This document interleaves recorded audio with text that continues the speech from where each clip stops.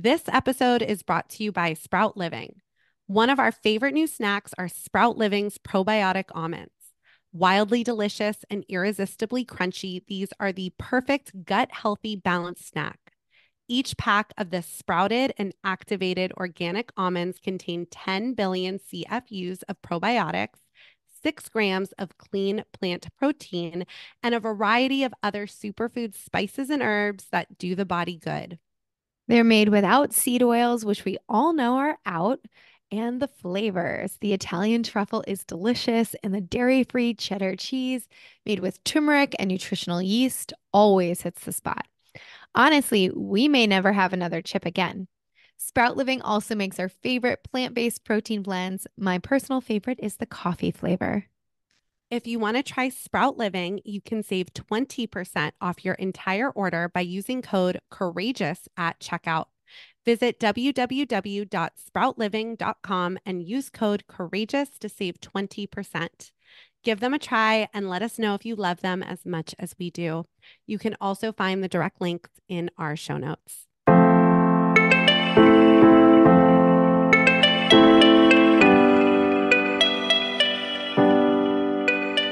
Welcome to Courageous Wellness. My name is Erica Stein. And I'm Allie French, and this is a podcast about individual journeys within wellness and how to navigate it all. After Allie experienced a cancer diagnosis in her 20s, and Erica went through a self-love journey, we created a platform to interview real people from all walks of life that have combined all types of practices. From physical wellness to emotional and spiritual, we hear courageous stories and focus on why it's important to share them. We are both certified integrative nutrition health coaches, and together with our community are learning to live our most purposeful lives by sharing one courageous story at a time. It takes courage to share these journeys, and by talking about them, we aim to destigmatize the process. We want you to be your own health advocate, feel educated and informed on the latest in health and wellness, and empower you to feel your absolute best. And because we want to bring forth a wide variety of stories, the opinions of our guests do not necessarily reflect our own, but we hope the diverse and varied stories will empower you to make the best choices for your own life. So join us as we and our community share our courageous wellness.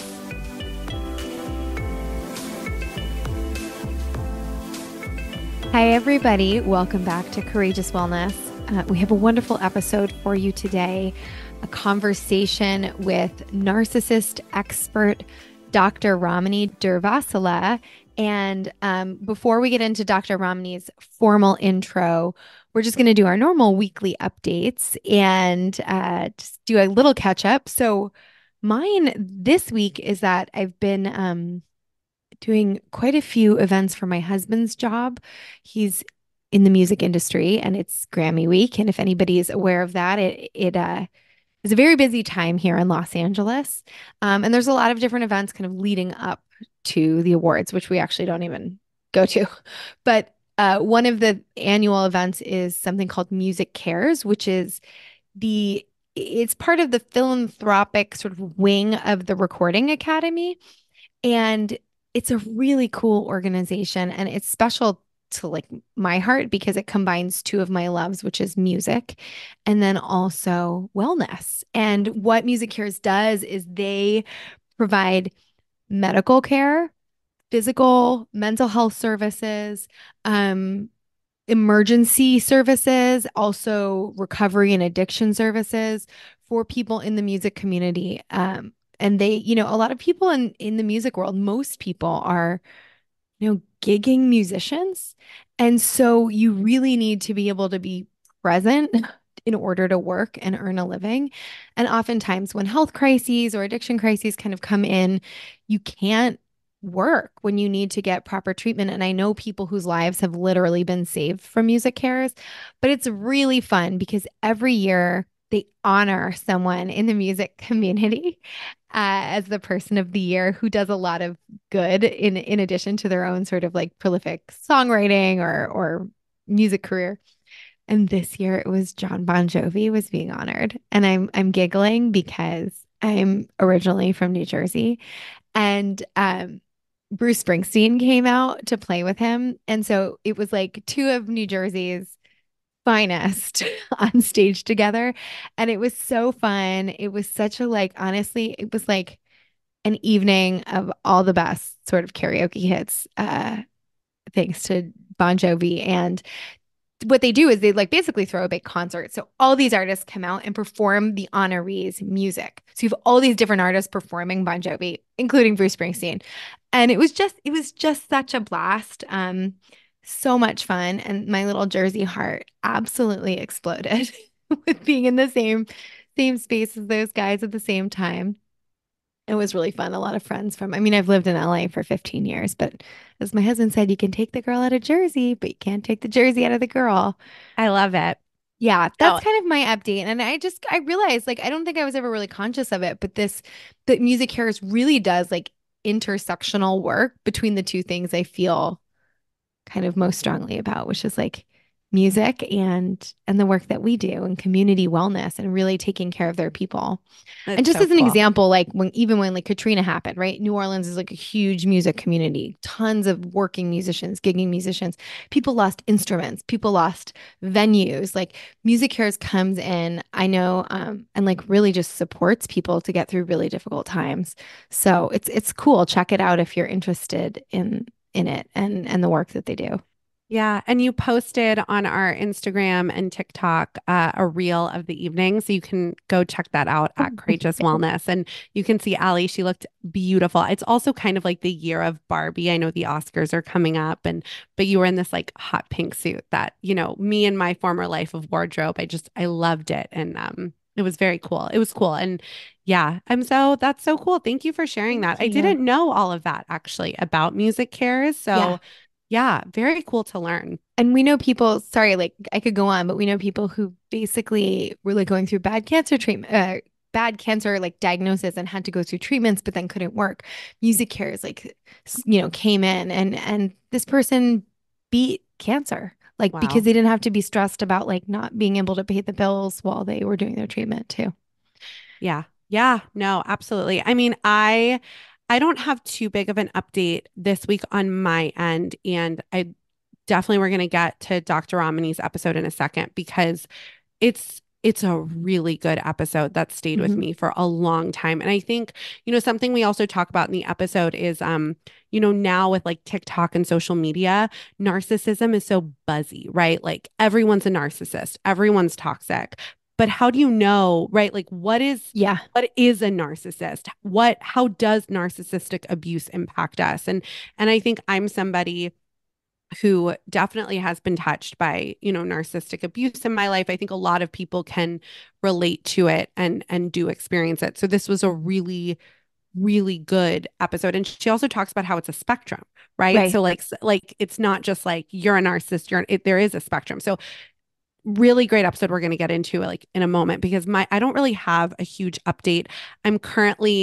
I know we do a lot of hormone health episodes on our show, and it's no surprise to our listeners that I'm going to talk about this, but I'm currently in my luteal phase. And if you listen to our coaching episode from January, and if you haven't, go listen to it because we've gotten such a good response from it. We really talk all about tapping in tangible tips to tap into your parasympathetic nervous system. Hmm. And in that episode, I talked about how I've been able to really transform my luteal phase. And, the luteal phase, if you are, unfamiliar, go listen to that episode. It can be a really difficult time of month for women and it can last up to 12 days. And so I'm happy to report that I'm still doing really well as I continue to tap into my parasympathetic nervous system. Um, but I'm tired this week. I think it's like it is a hormone cycle that we go through for, 7 to 12 days a month. And I'm feeling really tired, and it's storming in Los Angeles right now, so I'm kind of softening a little bit. So that's why I Hmm. don't have too many updates. We kind of kept it really like slow and easy this weekend. That's good. And so Sometimes that needs to sometimes that's the best way to take care of yourself is to yeah, stop going, which yeah. I know is ironic coming from me, but I know. I But know it's but we important. have, I know Allie's the go one. I am more of the rester. We did go to a baby shower to celebrate our friend and her We baby boy did. coming soon. So we got to see each other on Saturday, which was lovely. But yeah, so I really still can attest to the fact that tapping into your parasympathetic nervous system, is so important for our hormone cycles. I'll link that episode in the show notes. But yeah, just softening this week, and I can't wait to re-listen to this episode. I literally, we recorded it. And then we held it because her book is coming out, in a couple of weeks. And I literally have been teasing it with people in my real Yeah. life, being like, you have to listen to this episode. So, should we get to the conversation? Absolutely. So, today on the podcast, we have a great conversation with narcissism expert, Dr. Ramani Durvasula. Dr. Ramani is a licensed clinical psychologist, and she has spoken at various universities and institutions, including Coca-Cola, Amazon, and Universal Studios, and is a sought after expert with appearances on The Today Show, Red Table Talk, Vogue's Open Minded series with Kendall Jenner, and more. Her work has been featured in the New York Times, Wall Street Journal, Washington Post, Men's Health, BBC, USA Today, Refinery 29. The list goes on. She discusses narcissism on her popular YouTube channel, on social media at Dr. Ramani, her popular online program on healing from narcissistic abuse, and as the host of the podcast, Navigating Narcissism with Dr. Ramani. Her fourth book will be released on February 20th and is a transformative guide titled It's Not You, Identifying and Healing from Narcissistic People. Deeply compassionate and revelatory. It's Not You examines how narcissists hijack our well being and offers a healing path forward. Drawing on more than 20 years of studying, teaching, and helping clients navigate the landscape of narcissism, Dr. Ramani unpacks the oft misunderstood personality, showing how to identify the telltale signs that you may be dealing with a narcissist and protect yourself from their toxic influence. Along the way, you'll learn how to become gaslight resistant, chip away at the trauma bonds that keep us stuck in these cycles, grieve the losses, create realistic boundaries, learn the fine art of discernment, and recover your sense of self after years of invalidation. We have a really impactful conversation on narcissism with tangible tips, and we hope you enjoyed the episode. Hi, guys. Before we get to today's episode, we want to share how excited we are to offer our community 20% off their first order at Sakara with code XOCourageous. We have been big fans of the company for years, and the Sakara Life organic meal delivery program is based on a whole food, plant-rich diet that includes fresh, nutrient-dense, and delicious ingredients. It's perfect for those weeks you need a refresh or don't have time to meal prep. They also have a clean boutique, which offers delicious food forward bars, snacks, beauty water drops, and my personal favorite, metabolism super powder, which works to fire up your metabolism, stabilize blood sugar, eliminate bloat, and decrease puffiness. The naturally rich, low sugar, dark chocolate flavor is perfect for smoothies or simply mixed with coffee and nut milk. I also regularly use the Sakara cookbook full of plant-rich recipes, which you can purchase on their website. Click the link in our show notes to visit sakara.com and use code XOCourageous for 20% off your first order. We know you will love it as much as we do. Now, on to the episode. Well, thank you, Dr. Ramani, for joining us today. Erica and I have never done a conversation ever, close to 300 episodes of the podcast on this topic before. So just to get us started and our listeners just acquainted with who you are, a little bit about your background and how you came into the work in the world of narcissism and healing from being in a relationship with those kinds of patterns. Yeah, so I am a clinical psychologist. For a long time, I was a professor of psychology and a researcher. And and my focus got more and more on not just on personality and personality disorders, but then on this very specific issue of narcissism, and the bigger word is antagonism.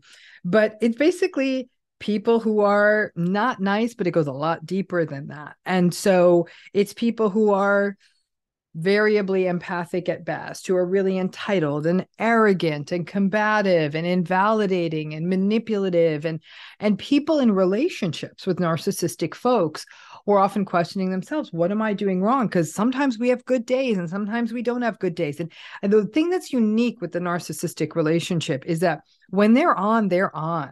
And you feel like the sun has been reserved only for your face, kind of thing. It is, and some people will say it is the most intoxicating thing they've ever been through. But then whatever sets them off, and it can be a million different things, that sun goes behind a cloud really fast. In fact, it becomes the dead of winter. And people's tendency then is to blame themselves. A lot of the conversation here is about intimate relationships, a person who's in a long-term committed relationship with a narcissist, married to a narcissist. But you got to remember, this can cut across any kind of relationship, a parent, a sibling, a boss or a colleague, a friend. And those relationships are really impactful too. And as I did the work, I was very interested in the narcissism piece at first. Why are people this way? How, what is this about? Why don't we talk about it enough in mental health? But what I really saw as the compelling clinical issue is that people in these relationships were not only being emotionally and psychologically harmed in so many ways. In many ways, the world was signing off on that. He's such a good guy. Like, I've never had a problem with him. Your mom is a pillar of the community. And the person's like, oh my gosh, like, I feel like I'm in the twilight zone.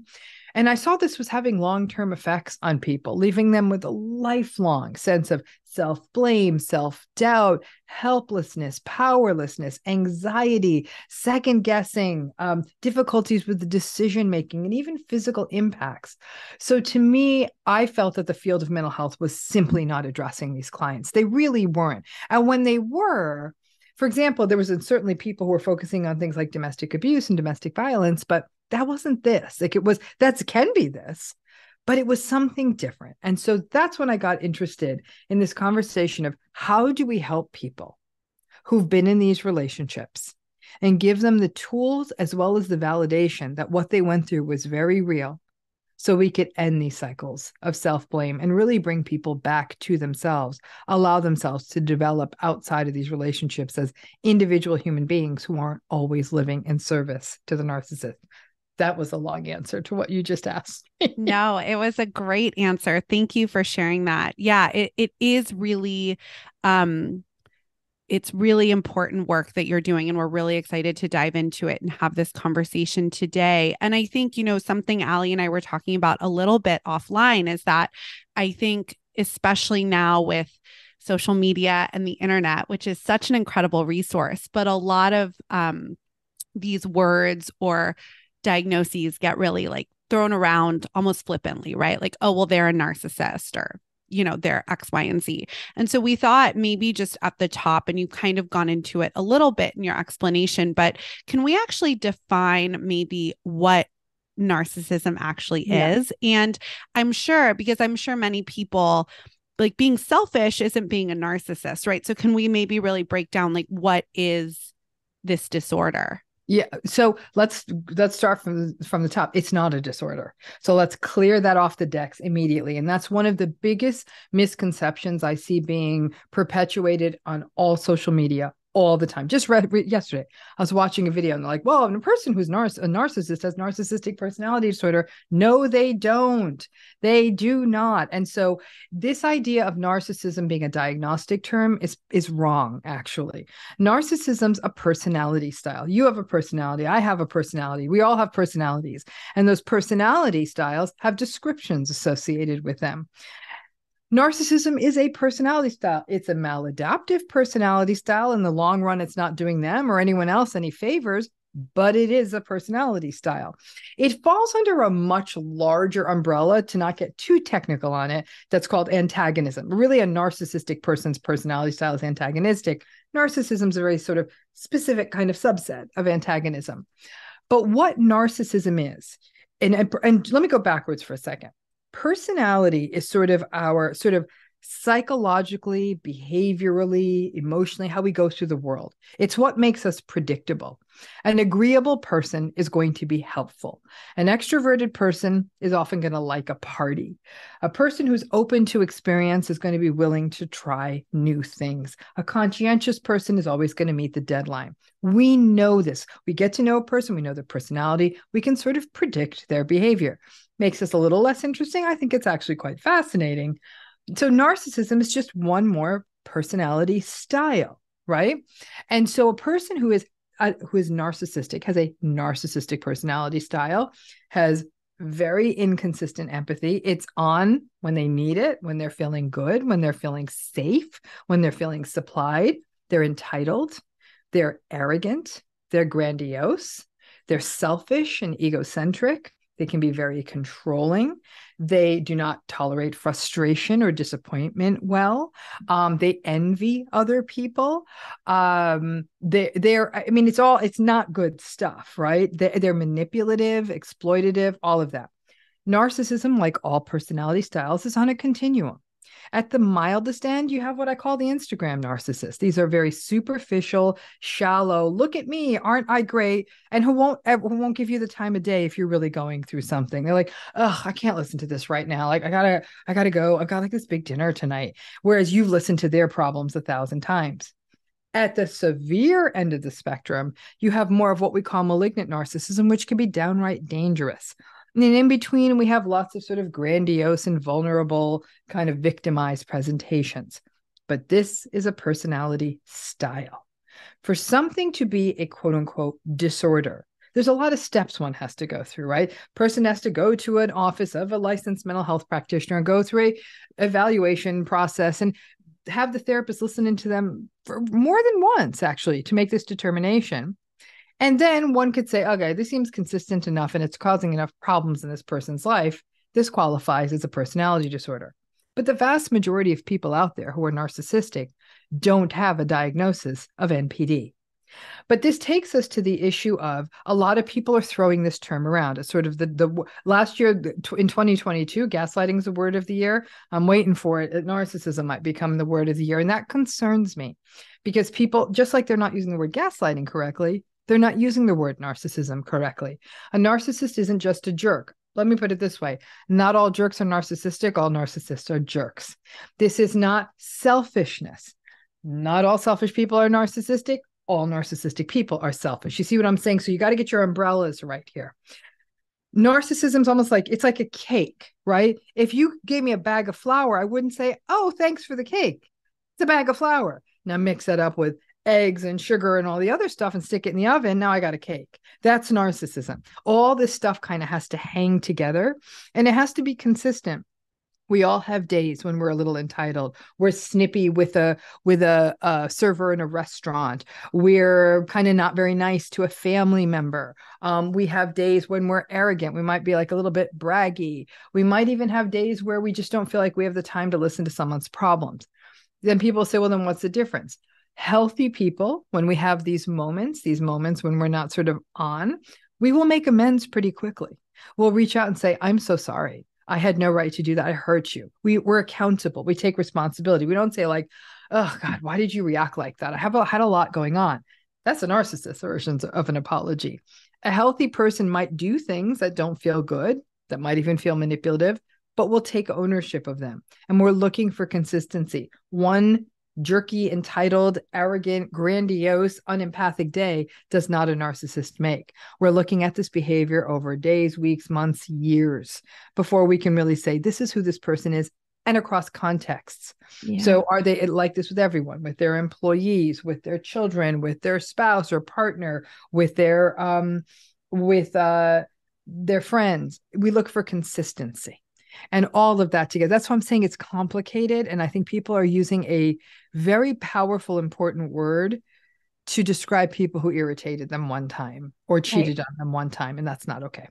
Right. Thank you for defining that. I think that's, yeah, Eric and I were talking about like, there's so much quote unquote therapy talk now kind of across the board. And people are not trained to know what they actually mean. And so I'm glad that we're able to, through you, define that even for ourselves so that we can like approach this topic in a way that we all have a kind of a baseline understanding of what we're actually talking about. So thank you for that.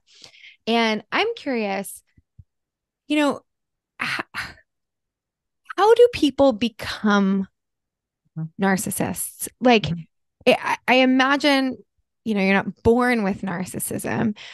So I'm curious about the story. Like, we'll definitely go into people in relationship. We'll go into like how we heal, how we set boundaries, those types of things. But before that, in our kind of earlier quest to understand narcissism, how do we understand how people develop this personality style? Mm-hmm. So our personalities are always are a product of social and emotional development, right? So all of us are born with a temperament, and temperament is sort of like the biological part of our personality. It's like the genetic part. It's somebody, it could be little quirks. In fact, it might be why people say, oh my gosh, that little thing you do is just like an aunt or an uncle. And you're like, I've never even met this person. And when you meet them, like, oh gosh, they really do this little thing.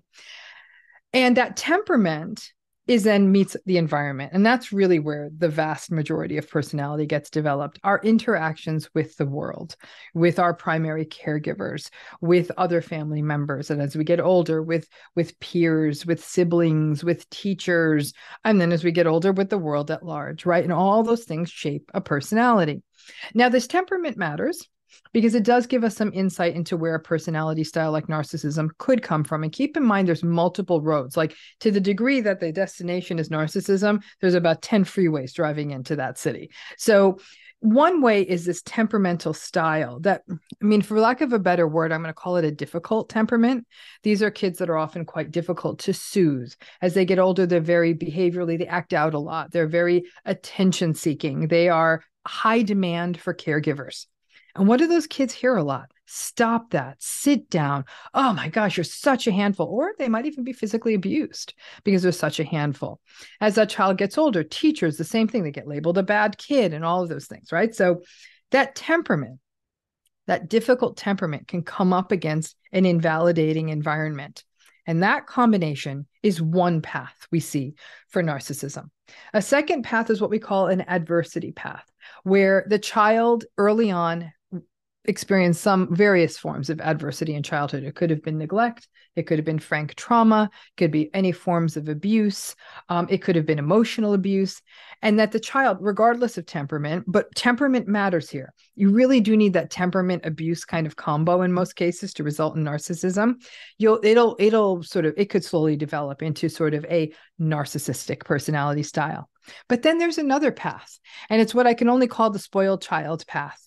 These are kids who are told you're more special than anybody else. You're the most important kid. I'm going to talk to the coach. I'm getting you in this game. You're the best. No one else gets to pick their teacher, but you do because you're my kid. You're the most special.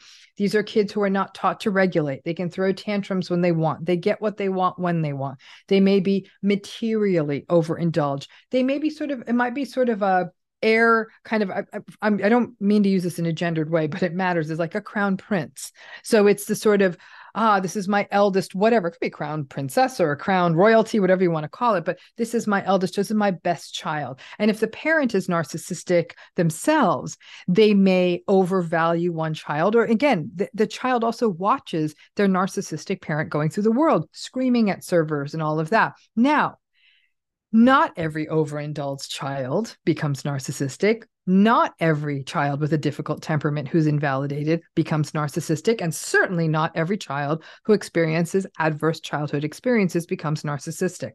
The development of narcissism, like most things, is a story that can only be told backwards.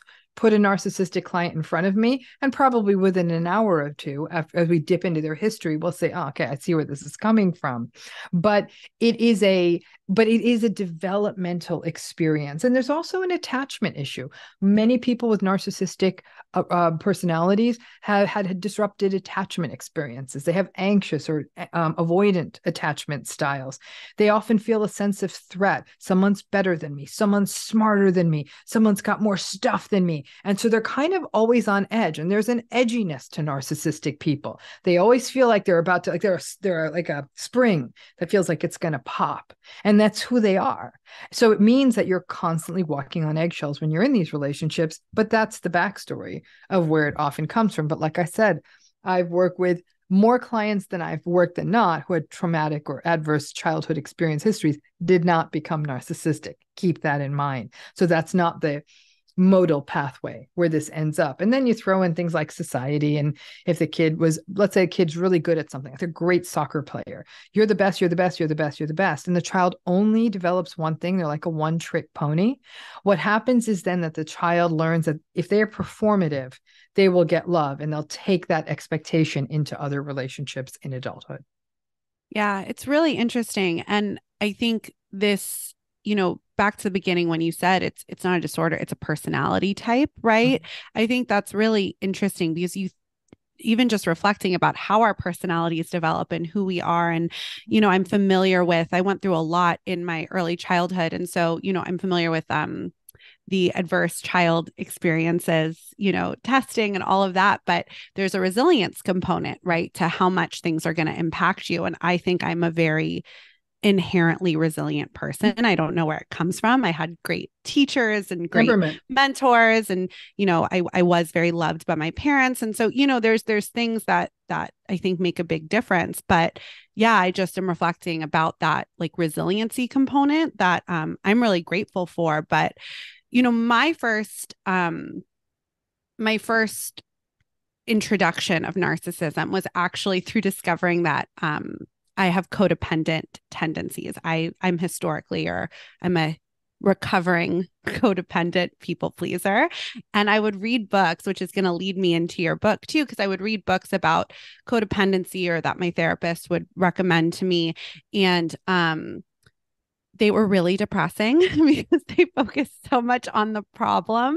Yeah. And I was like, great, I have this problem, but what do I do about it? And so again, I know your book really focuses on healing, as well. And I'd love to talk about how we can heal from these relationships, because I think people are familiar with narcissism. Either maybe they have been in relationship romantically, with a narcissist, married to a narcissist, dating a narcissist, and what that can do to your mental health. And then other people, as we've talked about too, can have them in their families, be it a narcissistic parent, or sibling, or any sort of close relative, right? And I'm curious if the path to healing is different, if it's romantic versus in your maybe family dynamic.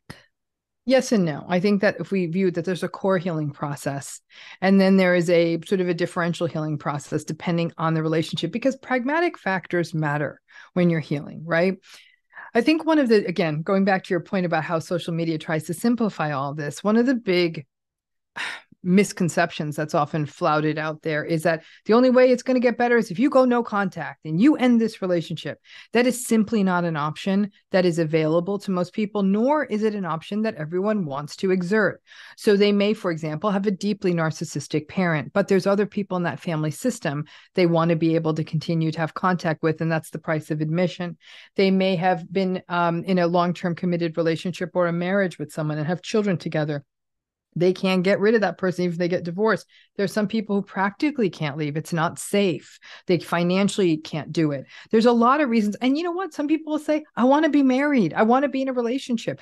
There's no judgment on anyone's reasons. And I think it gets risky when we say, oh, well, and in fact, codependency is a tricky concept because I think there's a lot of blame there. I think what are often trauma healing behaviors or attachment seeking behaviors, I should say, people wanting to ensure they are safe are what drive those behaviors. I'm reluctant to pathologize that, and I think a lot of people who've been through narcissistic relationships are often labeled as codependent. But I say, you know what? Once we give them the roadmap on what narcissism is, a lot of people are like, are you kidding me? Are you telling me this person was never going to change if I did this stuff? Oh, hell no, I am not doing this anymore. That's not codependency. That's just not having the information. So the process of healing, the core elements to it, to me, isn't, first of all, you got to know what it is. And the hardest part of this process is the radical acceptance piece. Now, at its simplest form, the radical acceptance is that the behavior in this relationship is not going to change. It's not. This is a person who is going to run hot and cold. This is a person who is going to blame stuff on you. This is a person who is going to move the goalposts. This is a person who is going to throw tantrums. This is a person who's always going to choose themselves first. And you'll be like, oh, but they gave me a gift. Yep. And they gave you a gift and they did it in front of everyone else so they could see how generous that person was. Okay. So I think that the radical acceptance that the behavior in this relationship is not going to change is step one. And for a lot of people, they're saying, okay, I was in this because I thought once they retired, once they got the promotion, once we bought the house, once the baby was out of diapers, once the this, once the that, once the whatever. Once that happened, or if I was this, if I lost weight, if I did this, if I kept the house cleaner, if I made more money, and they did all the things and nothing changed. I'm like, you could have done that forever. I'm telling you, it's like a teacher giving you a multiple choice exam and they didn't give you the right option. You're not going to get this question right. The right answer isn't there. So that radical acceptance piece is the beginning of the process. And let me tell you, that can take months or years. And the main fallout of that is grief. Because once that realization happens, it's not like people have this big, gorgeous light bulb above their heads. They're saying, oh my gosh, my entire life was based on a faulty premise. And it wasn't though, because you actually brought your A game with empathy and compassion into that relationship. You operated from a healthy premise, but like I said, you studied for the exam. They just didn't give you the right answer to pick. So that process of grief, allowing that process of grief, because people say, well, what exactly did I lose? You lost a lot. You lost hope. You lost the sense of belonging. You lost a belief in something like marriage or family or whatever it would be. That's a lot of loss. You lost the idea of like, I don't get a do-over on my childhood. So that process of grief, holding space for that grief, being compassionate with oneself as you go through the grief is a big, big part of it. The next sort of big mountains that one has to climb are around self-blame. It's the taking responsibility for. Now, a lot of this also relates to the history a person has. When a person has a narcissistic parent or parents or primary caregivers or step parent, whoever it may be, that self-blame is much more etched into emotional DNA than it would be if it came about in an adult relationship. So it's really that, constantly almost like checking yourself. And in those cases, this is where therapy becomes so important. So much of my work as a therapist in this space is saying, it's interesting you're taking responsibility for that person's behavior. I'm not saying like, no, it's not your fault. We're not that directive in therapy. It's the sort of finding that kind of a back door. But it's also important we work with clients and a person works with themselves, I should say. So the person figures out for themselves, what function was this self-blame serving? Because you know what it was usually serving? It meant that they could keep someone they care about close, which to me is a very, instead of it being, oh, I'm a sucker, I'm a doormat, I'm a fool, it's actually, I just wanted to love and be loved. Best part of yourself. The best part of yourself is exploited in one of these relationships. As time goes on, the win, if you will, the goal, the top of the mountain in healing from narcissistic relationships is individuation and autonomy. Very fancy words for you finally getting to be you. What do you like? What are you about? What are your values? What do you stand for? Who are you? For the most survivors of these relationships, they'll say, I no longer have any idea. These are people who knew this about themselves before they got into these relationships in adulthood. That's not as heavy a lift, right? If this was something you never got to develop in childhood, I hear this over and over again from survivors who are like, you're asking me to individuate? I don't think I ever was, because that's what a narcissistic relationship is. It's parasitic. In essence, they're kind of harnessing your identity in their service. So it is now, who are you? And I do things with folks when I say 3 times a day, I need you to say, how am I feeling right now? I'm a little warm, I'm hungry, and say it out loud. Because even those things, because people in narcissistic relationships will say, I'm hungry. And the narcissistic person will say, you can't be hungry. We just ate. So even bodily functions, you're not cold, it's warm in here. All of that tends to be adjudicated by the relationship. So it's really bringing a person back to themselves. It's about rewriting a narrative. Most people who've been through narcissistic relationships, their tendency is, I'm so dumb, I'm so ridiculous.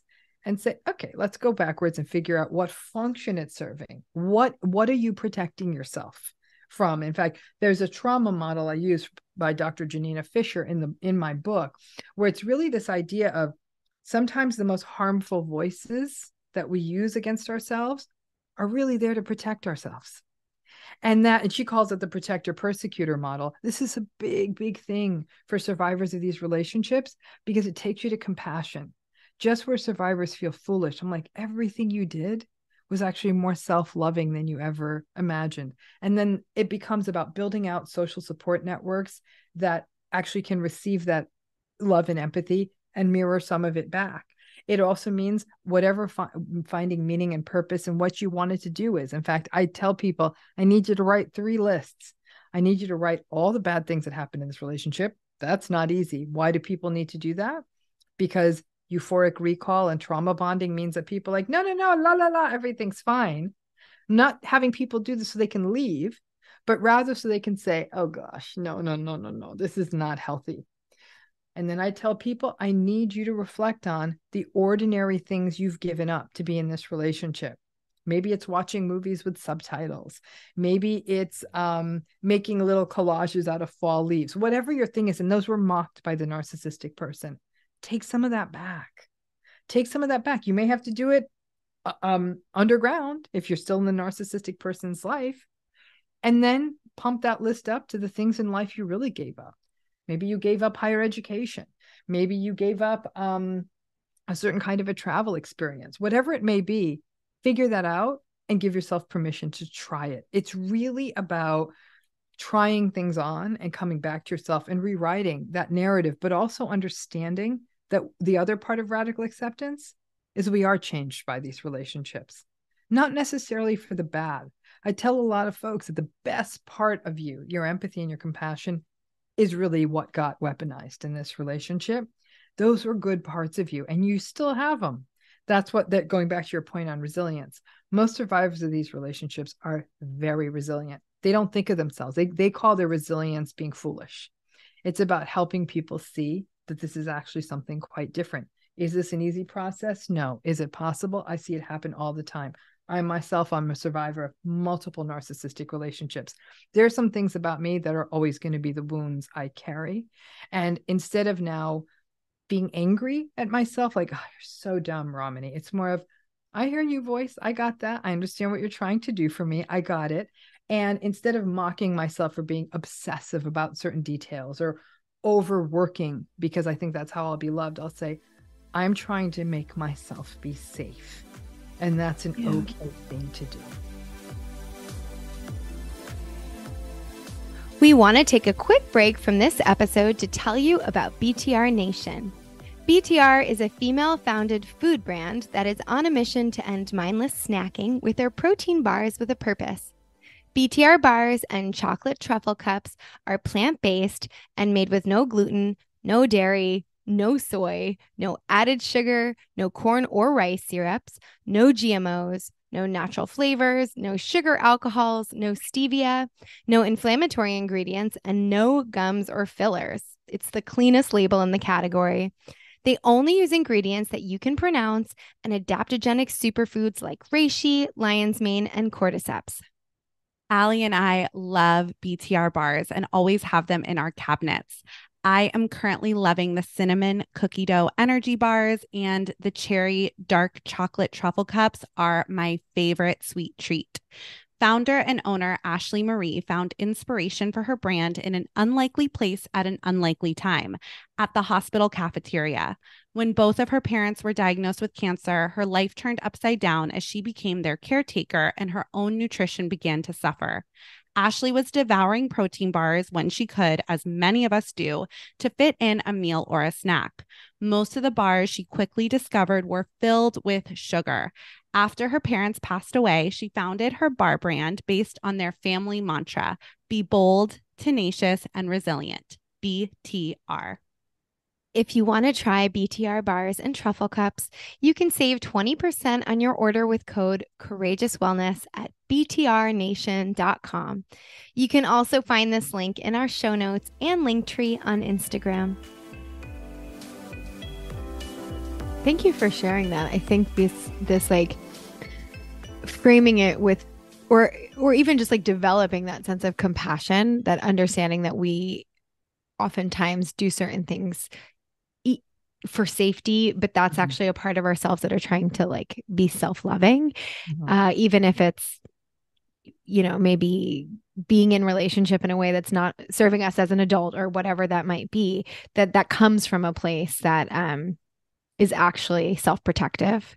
And to be able to start to develop a sense of sort of like awareness, or being able to observe that in ourselves and not continue the pattern of thought of degrading thought, especially if that was like messaging you were receiving in the relationship, and breaking that, like breaking the pattern of doing it for yourself too, continuing that for yourself, but having that compassion, I think I'm sure that's very empowering for people. How do you approach if you find, I imagine that if people grow up and don't get that individuation period of time, which is sort of normal in like teen years, to break away from parents and trying things on, as you were saying, like getting this sense of self that we have sort of developmentally in certain ages. If people don't necessarily get that, perhaps they had a relationship with a narcissistic parent, and then do you find that oftentimes that can lead to patterns of relationships in adulthood with narcissists? And if so, and people have experienced it multiple times over, or you find yourself in that, and how do you, I guess my question is, how do you like start to take responsibility without blame, without self-blame, if the pattern of people who are in narcissistic or in relationships with narcissists is to blame yourself or take responsibility for the things that aren't yours? How do you take responsibility for what is yours, and then understand the boundary like between what isn't yours and what is yours? So the biggest issue becomes that most people don't know what this is. Despite all the content out there, a lot of people still don't get it, right? And I have worked with people who are in their 50s, 60s, 70s, who've been in relationships that have lasted 30, 40, 50 years or longer. And they said, you know, what's heartbreaking is that there was no information about this 10 years ago, 15 years ago. My first book on this topic came out in 2016. Other books have been written on this topic maybe in the prior 10 years, but we're really only talking maybe the late 90s. And even then, because the way media worked, those books didn't get a lot of media, you know, reach. It's social media allowed a little bit more reach of this stuff. And now we have all the inaccuracies. But the fact is that most people don't know what this is, right? And so if you had a narcissistic parent, self-blame served a very important attachment function. If the child saw the parent as bad, but they don't have any other options, they're screwed, right? The child who is being narcissistically, emotionally, any form of abuse, has to come up with an internal protective system that takes the blame on themselves, because the alternative is too catastrophic. Basically, there's no one in the world that's going to care for me. A child needs attachment like they need food and water. So because of that, they're going to construct a model in their heads that this must be something they're doing. And the narcissistic parent doubles down on that. You're not a very good kid. Or why are you bothering me with this right now? Or you're being very selfish when you ask for that, right? So the child hears this repeatedly and internalizes that. In adolescence, actually, some people who have narcissistic parents become very rebellious. Sometimes it's the only way they can be seen. Rebellion's not necessarily individuation. Sometimes it's a response to that toxic system that they were in, right? It's the sense of the child feels, and the adolescent feels, tremendous guilt if they dare to be their own person. That child version of them still carries that fear of, if I try to be me, I'm going to lose love. Nobody wants to lose love. So the easier thing is to be what other people need me to be. They still don't know what narcissism is. Now they start dating. Okay. So now, first of all, society is not helping. Society gives a whole list of BS reasons that makes a person a checklist, and you should look for this. And Instagram's made it so much worse. People want literally want grandiose relationships that they could post about. In fact, when you date an ordinary person, it's not as flashy, right? So that's not so postable.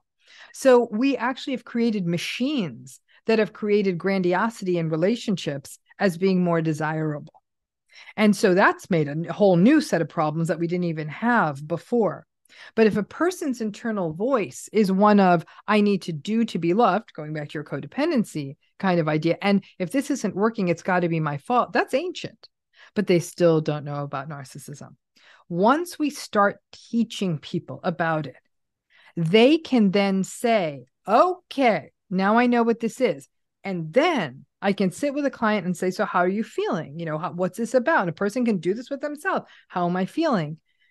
The vast majority of people are going to feel stuck. They're going to feel guilt. They're going to feel pity. They're going to feel fear. They're still not going to believe it. Like, oh, maybe I'm going to be the exception to the rule, right? That's a process. And I often call it something I call in the book. I call it going into the tiger's cage. I say, go have that conversation. And then we'll talk about and see how that worked out for you. Invariably, it goes badly. And I can't tell you how many people over the years have said, I had your voice in my head. And I thought, I'm going to try. And it went literally to the word how you said it would go down. It's not because I'm a psychic. It's because this always goes down the same way. So they have to go into the tiger's cage a few times. I always say, listen, if it's just a little kitty in there, you go in and pet it and you'll be fine. If it's a tiger, you're going to get it torn apart. But maybe you got to go in there a few more times to show yourself that this is what this really is. A lot of people feel like, oh gosh, what if I'm getting this wrong? I'm like, okay, then go get the data now that you know what this is. And so that's where the idea of what is, I struggle a little bit with this idea of like, well, I stayed, so that's my responsibility. Actually, no, it's not, because I think that there's a much deeper network of trauma bonding, attachment needs, and all this other stuff being served to make it as simple as like, well, you stayed and they're abusive, ergo nothing. That it may very well be that until you had this information, and then some people will say, you know what, I'm staying, I'm not leaving. However, now I know when this fool cheats on me, when this fool lies to me, gaslights me, there's nothing I'm doing. That I'm staying in this, and on their child's 18th birthday at midnight, they file for divorce because they know they're going to get harmed in family court. So again, this sense of giving people the tools so they can see what they're clearly dealing with, and then to change the narrative into this is this person. There's a lot of grief, it's injustice, the sense of this is so not fair. It's not fair. In fact, if you look at Judith Herman's recent book that came out this year, 2023, she really talks about this idea. It's a lot harder to heal in the face of injustice. We talk about healing, but healing's a lot harder when you watch this narcissistic person waltz off into the sunset, that doesn't feel good. And I think this idea, well, everyone can heal, even if the narcissist gets away with it, it makes it a lot harder. You just taken a walk on a flat road to a walk up the side of a mountain. Yeah, no, wow. Thank you again. I feel like every time you answer a question, we're just going to keep thanking you because your answers are so, they're really clear, and I can relate a lot. And I have two questions about this concept of radical acceptance, because I find it really, really interesting. And the first one, I think, let me just ask the first one and then I'll go into the second one, because the first one is, can a narcissist ever change? I mean, listen, can people win the lottery? Somebody won $2 billion in the lottery a couple of weeks ago. So people win the lottery. People find heirlooms in Goodwill stores. Yeah. Okay. So when you ask a question like it's that, clear. Yeah. Okay. You've already been clear. Yeah. Okay. Sure. Are there unicorns? Yes. What needs to happen for that to happen? Sometimes the narcissistic person has to hit what I call the narcissistic rock bottom, a little of what we'd see in addiction. They've lost everything and they've lost everyone. And for whatever reason, they have that moment and they look around and like, I'm responsible for this. Sometimes they have to go to prison. Yeah. Sometimes everyone in their life has to say, we're done with you. And much like an addict, the healing process for that narcissistic person has to be, I'm not doing this because I want my family back. I'm doing this because it's the right thing to do. Yeah. And then if they had a traumatic origin to their narcissism, then they get into trauma-informed care that's very focused on that. If they had that overindulgence, actually, that's a much tougher nut to crack. I put my good money on if a narcissist is going to get better, it often has those adverse childhood origins. I think there's more work you can do. If you're just dealing with a spoiled child, I actually think there's almost nothing you can do with them. But they do the work, and they do the work every day. Oh, they have access to a fantastic therapist who gets this. They can go at least once, maybe twice a week for at least a few years.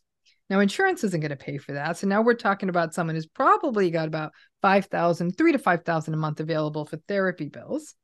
Yeah. And they spend all of their life being mindful and aware and empathic. I've worked with narcissistic clients, many of them, one of whom said to me once, you know what you're saying to me is that in order for my relationships to work, in order for people to stop being pissed off at me, that I have to care about how they feel. I have to listen to their days. I have to just sort of listen to them, blah, blah, blah at me. I'm not interested. Homie filed for divorce and broke up with his mistress the same day. He's like, I'm out. I'm not interested in people. Is that getting better? I'm glad he wasn't hurting those people. But at the end of the day, it is every so often we might see it happen. I will say that sometimes we'll even see people might commit to 12-step in a way that will, because so much of, I mean, I have to tell you, 12-step is probably as much about narcissism as it is about addiction in a way, but they will, if they genuinely make amends, if they really have to face up to their behavior. Again, if you think of what 12-step says, just because you stop drinking doesn't mean these people are coming back into your life. Yeah. You go make amends and then you let it go. Yeah. And that's what's hard for the narcissistic person. Like, I did all the things. I did the therapy and I did the apology. Like, what the hell? I did the apology 4 times. So I got it just the way you wanted it. So how come we're not back together? They don't get that part. So do people win the lottery for $2 billion? Sure. Do people find heirlooms in those kinds of charity stores? Sure. Am I going down to Goodwill right now thinking I'm finding a Rembrandt? No.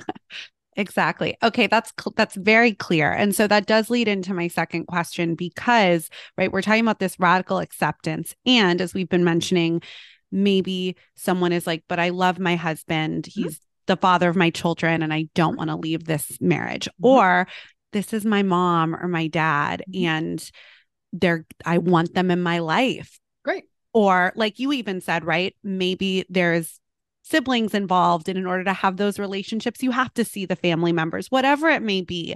So it leads into my question of what is your advice on how to keep them in your life and not lose yourself or continue those patterns where, right, it doesn't feel good or you're suffering from the relationship. So here's the deal. The best analogy I can give you is I want you to imagine you have asthma. And you live with someone who smokes, right? And your doctor's going to say the best case scenario here is that person quits smoking, right? But if they don't quit smoking, we're going to give you a nebulizer. We're going to have you put an air filter in your room. And that person with asthma is going to struggle more always from having to live with that smoke, okay? That's a simplistic version of what this is about. That person with asthma can do what they need to do to keep their health okay, but it's going to be a lot harder. It's the same thing if a person feels like I have to stay. This takes where we take the radical acceptance and shift it into realistic expectations. If you truly radically accept, you know what you're getting. So when the narcissistic mother starts behaving abusively during the Thanksgiving dinner, there almost is an internal chuckle as though it's happening right on schedule. When the narcissistic spouse cheats again on a business trip, there's grief and sadness, but there's not surprise.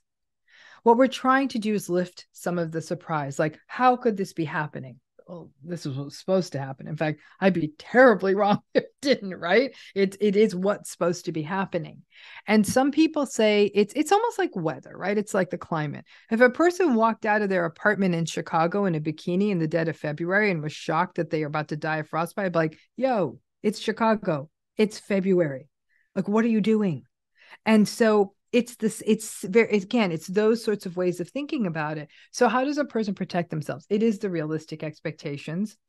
It's putting guardrails. I don't like talking about boundaries as much because boundaries imply something someone else is going to listen to. Boundaries are a very inside game. So the boundary might be, I'm setting myself a little timer. It's the beauty of an Apple Watch is that the little timer vibrates on your wrist and isn't going off on your phone. I'm going to set a timer. And from the time this person drops their first narcissistic bomb, I'm setting my timer for 30 minutes, and then I'm going to find a gradual way to leave. Or they're going to know this conversations with this person turn sour usually into 2 hours. So I'm going to find a way out in an hour 45. Even if I arrange to have a friend call me and my phone rings and I'm like, oh my gosh, I have to go. I'm so sorry. It might be things like instead of staying in the family's house when you go on a vacation, say, you know what, we're going to get a hotel for this or that reason. It's whatever little things a person can do. One technique I talk about in this book, and I've talked about in my former books, is this idea of what you share. A lot of people say, I'm going to tell them this good news. They're going to be so proud of me. No, they're not. They're going to be threatened by you, or they're going to rain on your parade. You have good news? Take it to the healthy people first. Call your best friend, your buddy, the person you went to college with, share it with them. Have them say, oh my gosh, I'm so proud of you. At that point, once you share it with the narcissist, you have the joy of having it validated. Same thing with bad news. You go to the doctor, you get some bad news. The narcissist, the last person you should tell. A lot of people say, this will finally bring out their empathy if I tell them I'm sick. Nah, they're going to just think you're inconveniencing them, or, oh, now you need all the attention. Find people who will be genuine supports.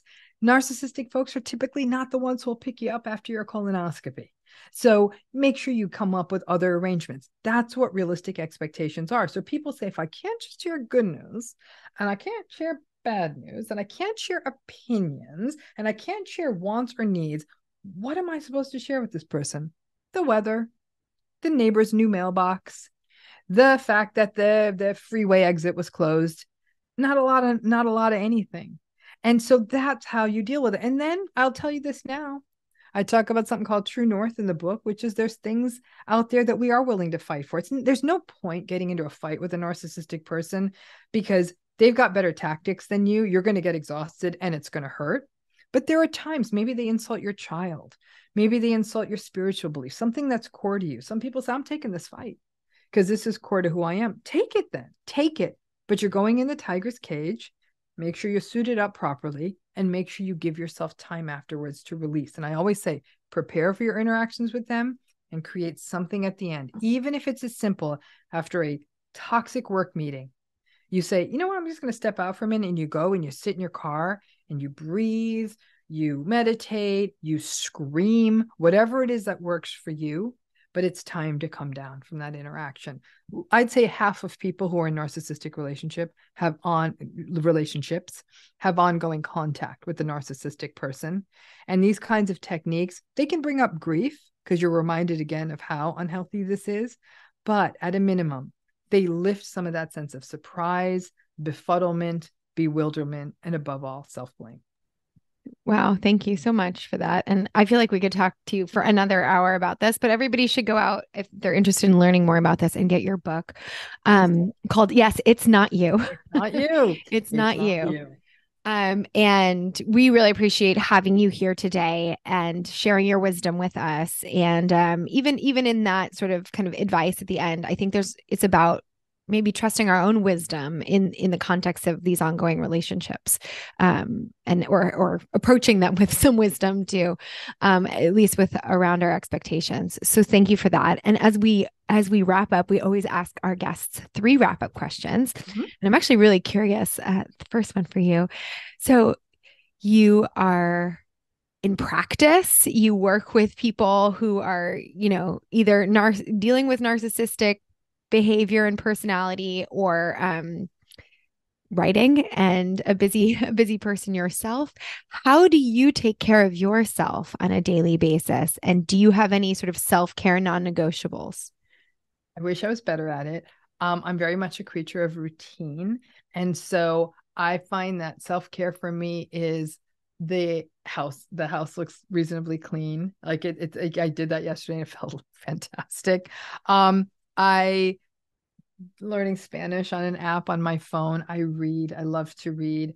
when the evening comes to a close, I say in a satisfied way, like, okay, you've done all you can do today. And I'll actually play games on my phone. I wish I could tell you I was doing something sort of transcendent, like I meditate for 9 hours a day or something like that. It's not that. I'm an incredibly introverted person. I rarely leave the house. I travel a ton. So either I'm in LA in my house or I'm on the other side of the planet. Like it's one or the other with me. And so, but I do these little things in my life that just give me this sort of moments of joy. I have hummingbirds. I have hummingbird feeders, and I love sort of attending to them. I've got a cat. I adore the cat. Like they're such small things, but that's actually how I do it. And once a day, I try to walk on my treadmill and watch a TV show I like, because I actually don't like to exercise. Those are great. Thank you so much for sharing. The next question we always ask is, what does being courageous mean to you? I think being courageous is being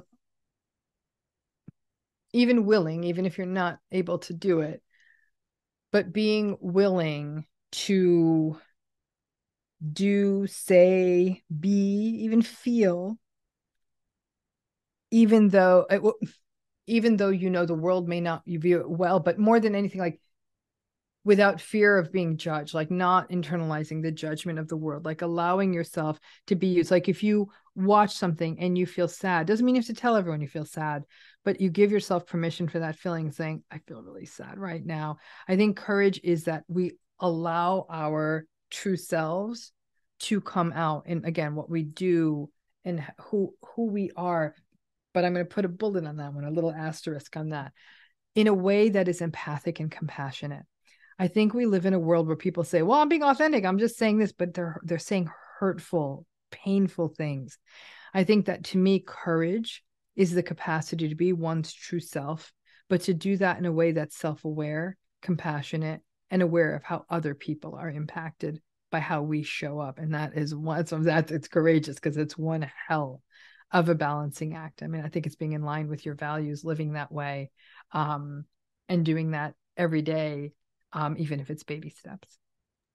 Thank you. And the final question is, in addition to your own book, of course, is there a book that you'd like to share with our audience that's just meant something personally to you? And it can be on any topic. I'm going to offer a couple, okay? Because as you can, I mean, I'm almost like the easy book to give you, because it was just so, it's affected so many of us. It's just Man's Search for Meaning, Viktor Frankl's existential, I don't even know, testimony is the only way I could think of it, is something I revisit quite often, about the how we as human beings navigate suffering. And to that end, Judith Herman's book, Trauma and Healing, in the same way, how we heal in the face of trauma, and that we can and do heal in the face of trauma. But I would say that from a fiction perspective, I think the writer that's probably most affected me is Barbara Kingsolver. So anything that divine woman has ever written. I'm right now reading Demon Copperhead, but everything she's ever written it's not only compassionate and aware of how the world works, but somehow this woman has got an understanding of narcissistic personality without even knowing it, because every one of her books, she carries that theme through in a way that it's sheer genius. And so I think every time I read one of her books, I realize what's possible in the written word. And I would say it's every book she's ever written has affected me in that way. Well, thank you. Yeah, thank you so much for sharing those recommendations. And if anyone wants to find you, follow you, work with you, buy your book, where can they do everything? So I'm going to say, buy this book, please. You can find me at my website, which is drramani.com. And I'm sure you put that in your show notes, I hope. So they can find me at drramani.com, and everything is there in one place, but you can follow me on all social media at Dr. Ramani.